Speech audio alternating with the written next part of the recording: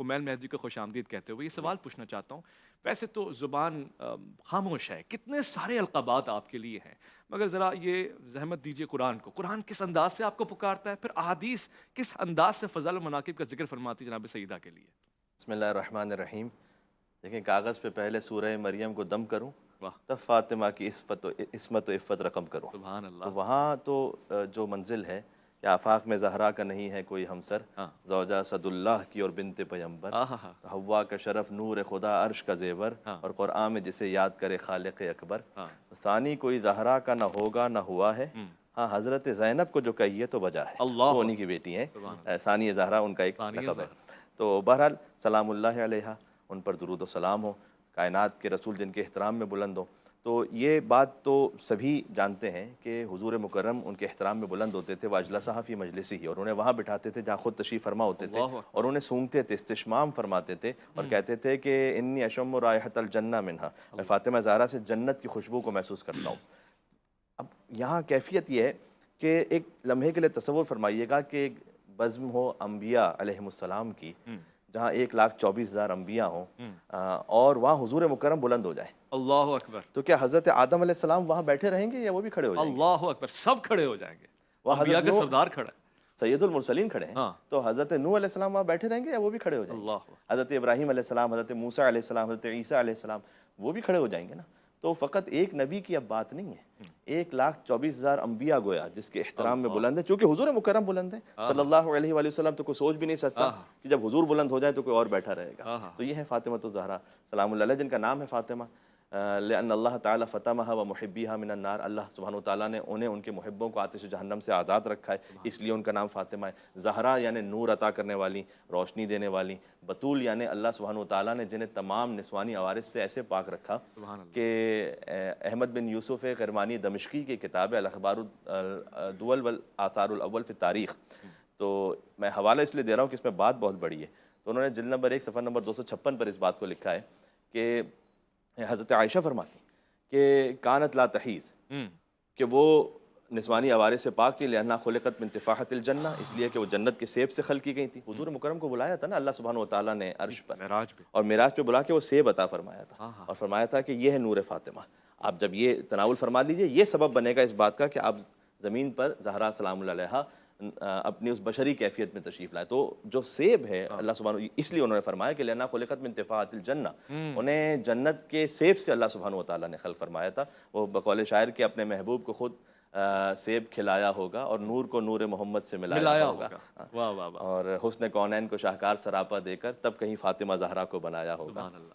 اور تیری آمد کی خبر سورہ کوثر میں بیاں کر کے رنجیدہ محمد کو ہنسایا ہوگا, اور تیری تخلیق سے پہلے ہی خدا تعالیٰ نے تیرا ہم پلہ تیرا کف بنایا ہوگا. واہ واہ واہ, تیری خاطر اسے ہر دور زمانہ سمجھے, اس کی آمد کے لیے کعبہ سجایا ہوگا, اس کے درجات زمانے کو بتانے کے لیے شاہ کونین نے ہاتھوں پہ اٹھایا ہوگا. تو یہ ایک عجیب ہی کیفیت ہے یہاں.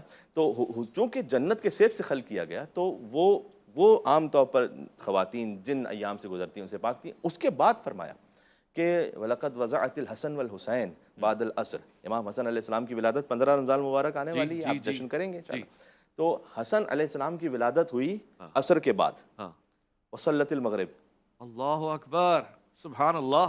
اگر آپ محسوس کر پائیں اس بات کو کہ مغرب کی نماز بی بی فاطمہ نے ادا کی, عصر کے بعد امام حسن علیہ السلام کی ولادت ہوئی اور مغرب کی نماز ادا کی. تو یہ وہ بطول ہیں جن کے ہاں ولادت ہونے کے بعد بھی نماز بھی جاری رہتی ہے, روزہ بھی باقی رہتا ہے. سبحان اللہ, سبحان اللہ. یہاں پر وہ عصمت کی کیفیت ہے اور وہ طہارت کی کیفیت ہے در حقیقت. انما یرید اللہ لیذھب عنکم الرجس اہل البیت ویطہرکم تطہیرا. تو اللہ سبحانہ وتعالیٰ نے وہ خاص الخاص تحفہ اپنے حبیب کو عطا فرمایا, اور جب حضور مکرم ان کے لیے احترام میں بلند ہوتے تھے تو استشمام بھی فرماتے تھے, اور ساتھ میں انہیں بوسہ لے کر اپنے مقام پر بٹھاتے تھے. یہ ساری باتیں پھر اللہ سبحانہ وتعالیٰ نے ان کے لیے انا اعطیناک الکوثر, کہ اے حبیب ہم نے آپ کو کوثر عطا کیا. تو دیکھیں کوثر جنت کی ایک نہر بھی ہے, لیکن فقط یہاں یہ مراد نہیں ہے. اچھا, اس لیے کہ جس کے صدقے میں پوری کائنات اللہ سبحانہ وتعالیٰ نے خلق کی ہے, تو اللہ تعالیٰ ایک نہر دے کے نہیں کہے گا کہ ہم نے تمہیں کوثر, جنت کی سردار آپ ہیں. جی جی جی.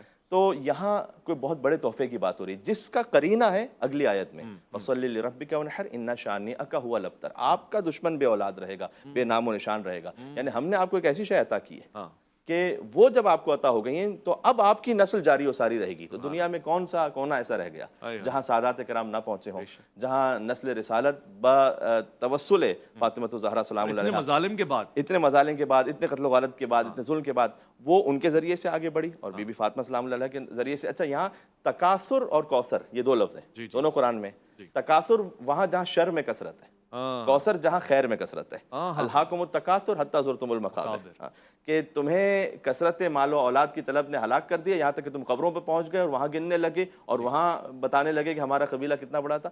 انا اعطیناک الکوثر, یہاں خیر کی بات ہے. کیا خیر کی وہ کثرت ہے کہ ہر خیر اپنی معراج پر ہے کہ ہم نے آپ کو کوثر عطا کیا. فصلی لربک وانحر, آپ نماز پڑھیے اور اپنے رب کے لیے بڑی قربانی دیجیے.